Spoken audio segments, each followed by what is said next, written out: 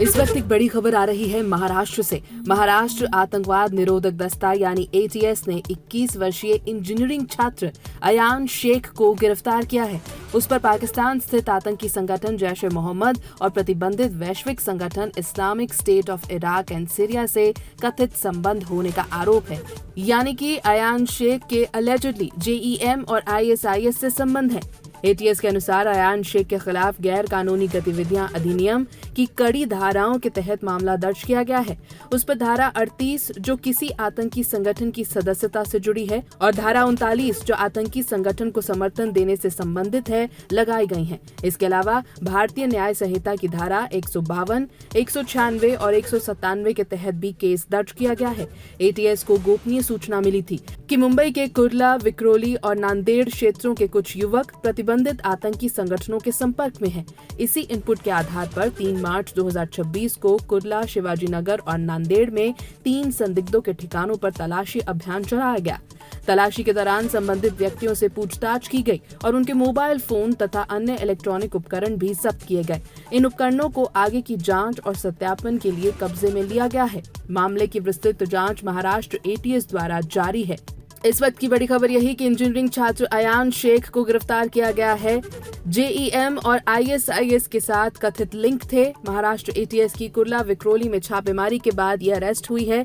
UAPA और BNS की धाराओं में केस। इस वक्त एक बड़ी खबर आ रही है महाराष्ट्र से। महाराष्ट्र आतंकवाद निरोधक दस्ता यानी ATS ने 21 वर्षीय इंजीनियरिंग छात्र अयान शेख को गिरफ्तार किया है। उस पर पाकिस्तान स्थित आतंकी संगठन जैश ए मोहम्मद और प्रतिबंधित वैश्विक संगठन Islamic state of Iraq and Syria से कथित संबंध होने का आरोप है। यानी कि अयान शेख के अलेजिडली JEM और ISIS से संबंध है।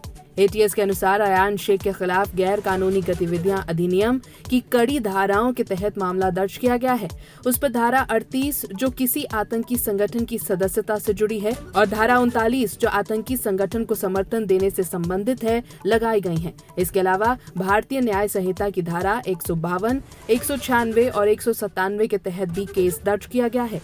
ATS को गोपनीय सूचना मिली थी कि मुंबई के कुर्ला, विक्रोली और नांदेड़ क्षेत्रों के कुछ युवक प्रतिबंधित आतंकी संगठनों के संपर्क में हैं। इसी इनपुट के आधार पर 3 मार्च 2026 को कुर्ला, शिवाजी नगर और नांदेड़ में 3 संदिग्धों के ठिकानों पर तलाशी अभियान चलाया गया। तलाशी के दौरान संबंधित व्यक्तियों से पूछताछ की गई और उनके मोबाइल फोन तथा अन्य इलेक्ट्रॉनिक उपकरण भी जब्त किए गए।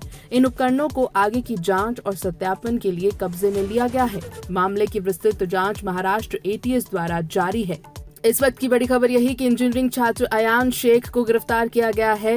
JEM और ISIS के साथ कथित लिंक थे। महाराष्ट्र ATS की कुर्ला, विक्रोली में छापेमारी के बाद यह अरेस्ट हुई है।